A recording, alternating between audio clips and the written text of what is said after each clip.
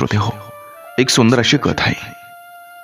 खरं तर नवरा बायकोने ऐकावी अशी सुंदर कथा. माझ्या लग्नाला 5 वर्ष झाली होती. नवरा वाईट नव्हता, खरं सांगायचं तर खूप बरा होता. पण बरा असणं रोजच्या भांडणात, कुरबुरीत, तक्रारीत दिसेन असं होतं. कधी त्याला वाटायचं मी फार बोलते, कधी मला वाटायचं तो मला समजून घेत नाही. एक दिवस भांडण फार वाढलं, शब्द कडबड झाले. मग मी रागाच्या भरात बॅग उचलली आणि थेट विधवा मैत्रिणीकडं रेखाकडे गेले. रेखा गेली 3 वर्ष एकटी राहणारी. पहिल्या दिवशी वाटलं बरं झालं, इथं शांतता आहे, कुणाचं बंधन नाही, प्रश्न नाहीत. पण ही शांतता फक्त पहिल्या दिवसापुरतीच होती. सकाळी उठले, चहा देणारं कोणी नाही. स्वतः उठले, स्वतः चहा केला. ठीक आहे, यात काय एवढं. दुसऱ्या दिवशी भाजी संपली, ऊन कडक होतं, बाजार लांब होता. रेखा फक्त एवढंच म्हणाली, मला रोज जावं लागतं.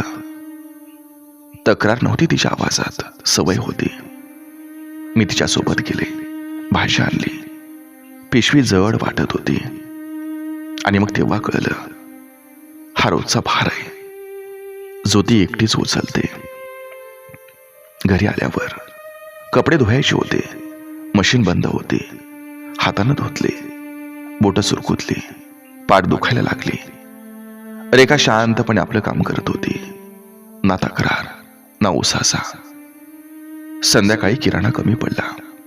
पीठ, तेल, डाळ सगळं मोजून वापरावं लागत होतं. मी विचारलं, कधी थकत नाहीस का ग? तेव्हा ती हसून म्हणाली, अगं थकण्याचा पर्यायच नाही ना. त्या रात्री मला झोपच लागली नाही. मला नवऱ्याचं बोलणं आठवलं. भाजी मी आणतो, कपडे राहू दे, मी टाकतो मशीनमध्ये. उद्या ऑफिसमधून येताना गिरणीतून पीठ घेऊन येतो मी. तेव्हा हे सगळं मला साधं वाटायचं, जणू त्याचं कर्तव्य आहे. पण त्या घरात, त्या एकटेपणात मला समजलं, हे कर्तव्य नव्हतं, ही साथ होती. रेखाच्या घरात काहीच आपोआप होत नव्हतं.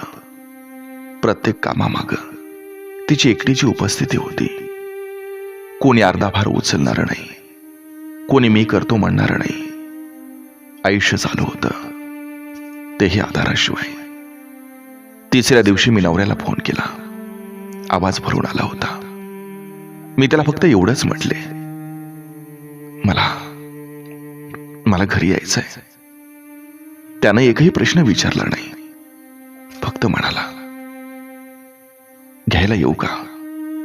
आणि मग त्या क्षणी कळालं, नवरा असणं म्हणजे फक्त भांडणं असणं नाही. तो एक खांदा असतोय ज्यावर आयुष्याचं ओझं थोडं हलकं होतं.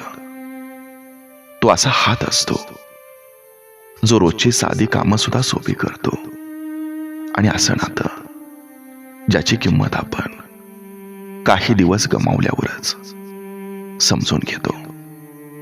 आजही भांडणं होतात.